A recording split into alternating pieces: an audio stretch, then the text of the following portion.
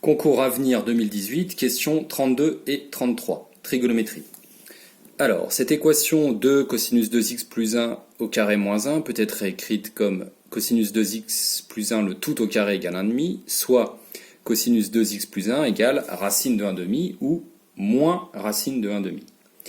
On peut réécrire en écrivant donc cosinus 2x plus 1 égale plus ou moins racine de 2 sur 2. En effet, vous savez que 1 sur racine de 2 est égal à racine de 2 sur 2.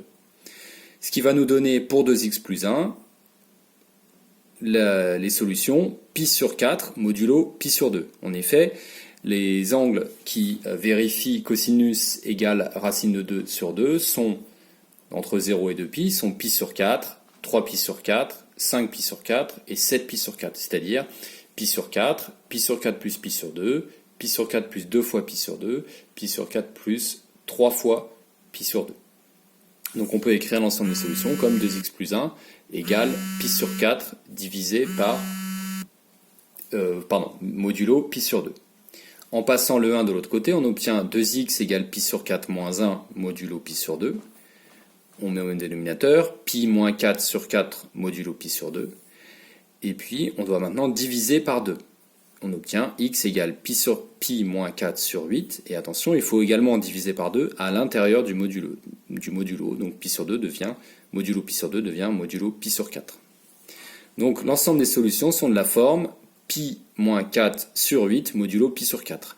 Mais l'énoncé nous demande les solutions dans l'intervalle 0 pi sur 2. Pi moins 4 sur 8 est un nombre négatif, donc il n'est pas dans cet intervalle. Si on rajoute une fois pi sur 4, on obtient 3pi moins 4 sur 8, qui est bien dans l'intervalle 0 pi sur 2.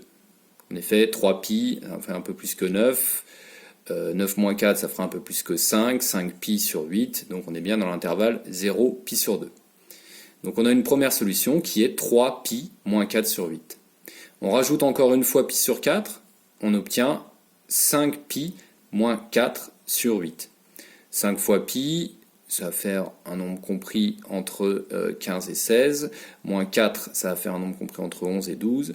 On est toujours dans l'intervalle 0 pi sur 2. Donc les deux solutions dans l'intervalle 0 pi sur 2 sont 3pi moins 4 sur 8 et 5pi moins 4 sur 8. La bonne réponse est la réponse C.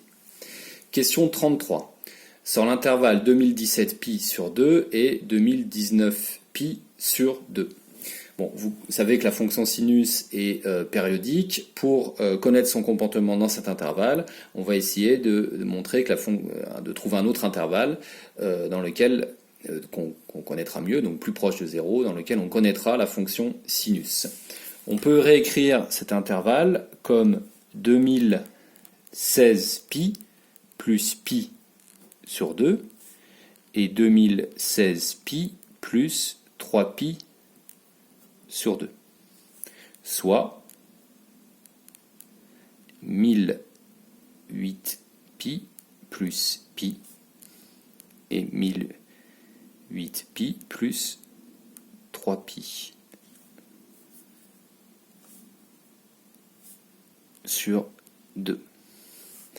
1008pi est un multiple de 2pi, donc on va pouvoir dire que sur l'intervalle 2017pi sur 2 et 2019pi sur 2, la fonction sinus se comporte en fait comme dans l'intervalle pi sur 2, 3pi sur 2. Or, sur cet intervalle, la fonction sinus, en pi sur 2, elle vaut 1, en 3pi sur 2, elle vaut moins 1. Sur cet intervalle, la fonction sinus est strictement décroissante. Elle décroît de 1 à moins 1. Donc la bonne réponse est la réponse B.